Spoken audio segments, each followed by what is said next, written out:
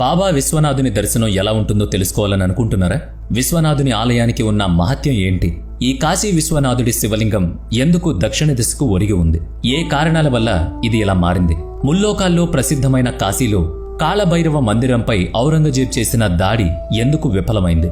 ధన్వంతరి కుండం, లోలాక్ కుండలం ఏంటి? వాటి ప్రాముఖ్యత ఏంటి? ఉత్తర కాశీలో ఏ రహస్యాలు దాగున్నాయి? కాశీ ప్రపంచంలోని అత్యంత పురాతన నగరాల్లో ఒకటి. ఇక్కడ గంగా ఘాట్ వద్ద జరిగే ఆరతి దర్శనం ప్రతి యాత్రికుడి మనస్సును చాలా ప్రశాంతంగా మారుస్తుంది. వారణాసి రావడం ప్రతి భక్తుడి కోరిక. ఇది 12 జ్యోతిర్లింగాల్లో ఒకటైన విశ్వనాథుని నివాస స్థలం.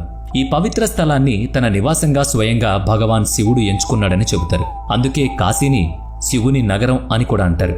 కాశీ కేవలం భక్తుల యాత్ర కేంద్రమే కాకుండా ధర్మం మరియు సంస్కృతికి ఒక కేంద్రమైన నగరం. హిందూ ధర్మంలో అంతిమ క్రియల కోసం అత్యంత పవిత్రమైన స్థలంగా కూడా కాశీని భావిస్తారు. ఇక్కడ గంగానది ప్రవహించడం వల్ల మరణానంతరం మోక్షప్రాప్తి లభిస్తుంది అని భక్తులు నమ్ముతారు. శివపరమాత్ముడు తన త్రిశూలం త్రివేణి సంగమం వద్ద నిలిపి కాశీ నగరాన్ని స్థాపించినట్లు పురాణాలు చెబుతున్నాయి. ఒకప్పుడు భగవాన్ శివుడి వివాహం దేవి పార్వతితో జరక్కముందు ఆయన కేవలం కైలాస పర్వతంలోనే నివసించేవాడు. కానీ వివాహం తర్వాత శివుడు పార్వతీదేవిని కాశీకి తీసుకొచ్చాడని చెబుతారు. అందుకే కాశీ భోలేనాథుని నగరంగా ప్రసిద్ధి చెందింది. ఇది ముక్తి క్షేత్రంగా, ధర్మ సంరక్షణ స్థలంగా కూడా పేరుగాంచింది. కాశీ పవిత్ర నగరంగా ప్రసిద్ధి చెందింది. ఇది ఒక అద్భుత స్థలం. ఇక్కడ ఉన్న ప్రతి రేణువులో ఆధ్యాత్మిక శక్తి నిండి ఉంది. ఇక్కడ జరిగే ప్రతి అద్భుతం వెనుక పవిత్రమైన ధార్మిక కథలు దాగున్నాయి. భక్తుల నమ్మకం ప్రకారం కాశీ విశ్వనాథుని ఒకసారి దర్శనం చేసుకుంటేనే జీవితం ధన్యమవుతుంది. ఇక్కడ అడుగుపెట్టిన ప్రతి భక్తుడికి మంచి జరుగుతుందనే విశ్వాసం ఉంది. భక్తుల మనస్సు కూడా నిర్మలంగా మారుతుంది. కాలానుగుణంగా ఆలయ నిర్మాణం మారిన భక్తుల నమ్మకం మరియు ఆలయ పవిత్రత మాత్రం అలాగే కొనసాగుతోంది. ఇది ప్రాచీన కాలం నుంచి భక్తులకు మోక్ష ప్రాప్తిని కలిగించే ఒక పవిత్ర పుణ్యధామం. అందుకే కాశీని అఖండ ధర్మక్షేత్రం అని కూడా అంటారు. కాశీ పూర్వకాలం నుంచి పవిత్రమైన నగరంగా నిలిచింది. ప్రాచీన కాలం నుంచే ఇది భక్తుల మతపరమైన కేంద్రంగా ఉంది. ఇప్పటి వరకు కాశీ విశ్వనాథుని మహిమ గురించి తెలుసుకున్నాం. మరి ఆలయంలో రహస్యాలు కూడా తెలుసుకోవాలి కదా. కాశీ విశ్వనాథ ఆలయంలో వెలసిన శివలింగాన్ని స్వయంభూలింగం అని పిలుస్తారు.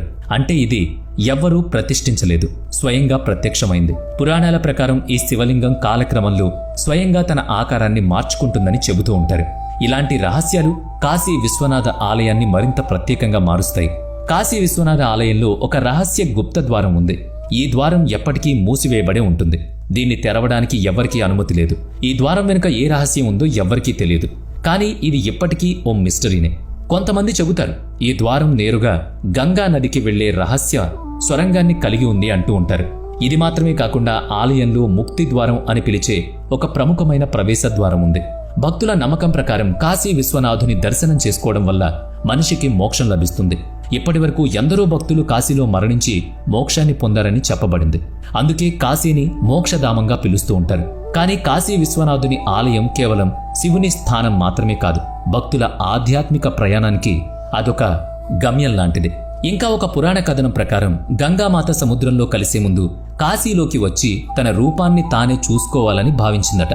అందుకే ఆమె తన ప్రవాహాన్ని ఉత్తర దిశకు మళ్లించింది. కాశీ వైపుగా చూసిన తర్వాత మళ్లీ ముందుకు సాగిందని చెబుతారు. ప్రపంచంలో ఎక్కడా లేని విధంగా కేవలం కాశీలో మాత్రమే గంగా ఉత్తర దిశలో ప్రవహిస్తోంది. ఈ ప్రత్యేకత కాశీని మరింత పవిత్రంగా, భక్తులకు మోక్షప్రాప్తిని కలిగించే విధంగా మార్చేసింది. కాశీ విశ్వనాథ ఆలయం చరిత్రలో ఎన్నోసార్లు ధ్వంసం చేయబడింది, కానీ ప్రతిసారి తిరిగి నిర్మించబడింది. మొఘల్ పరిపాలకులు ఈ ఆలయాన్ని 3 సార్లు ధ్వంసం చేశారు. అయితే భక్తుల అచంచలమైన నమ్మకంతో ఇది మళ్లీ తిరిగి నిలబడింది. 1669లో ఔరంగజేబ్ ఈ ఆలయాన్ని ధ్వంసం చేయాలని ఆదేశించగా అక్కడ జ్ఞాన్వాపి మసీదు నిర్మించబడింది. అయితే ఆలయం తన గొప్పదనాన్ని కోల్పోలేదు. 1835లో మహారాజా రణ్జీత్ సింగ్ ఈ ఆలయాన్ని తిరిగి నిర్మించడానికి 22 టన్నుల బంగారాన్ని దానం చేశాడు. దాంతో ఈ ఆలయం స్వర్ణ దేవాలయంగా లేదా సోనేకా మందిర్ అని పేరు తెచ్చుకుంది. కాశీ విశ్వనాథ ఆలయంలో 3 గొప్ప గుంజలు నిర్మించబడ్డాయి. ఇవి పూర్తిగా బంగారంతో ఉన్నాయి. ఈ గుంజలు చూడ్డానికి అద్భుతంగా కూడా ఉంటాయి. మహారాజా రణ్జీత్ సింగ్ ఈ ఆలయాన్ని నిర్మించారు. కాశీ అమరత్వం కలిగిన నగరంగా భావించబడుతుంది. దీన్ని వారణాసిగా కూడా పిలుస్తారు. ఇది భగవాన్ శివుని త్రిశూలంపై స్థిరంగా నిలబడిన నగరమని పురాణాలు కూడా చెబుతున్నాయి. కాశీని అమర నగరంగా పిలుస్తారు, ఎందుకంటే ఇది ప్రళయ సమయంలో కూడా నశింపు లేని నగరం. ఈ నగరంలో మరో అద్భుతం ఏంటంటే కాశీ విశ్వనాథ ఆలయానికి సమీపంలో ఉన్న జ్ఞాన్వాపి కువా గొప్ప రహస్యంగా ఉంటుంది. పురాణాల ప్రకారం ఔరంగజేబ్ ఆలయాన్ని ధ్వంసం చేయడానికి ప్రయత్నించినప్పుడు భక్తులు శివలింగాన్ని రక్షించేందుకు ఈ కువాలో దాచిపెట్టారని చెబుతూ ఉంటారు.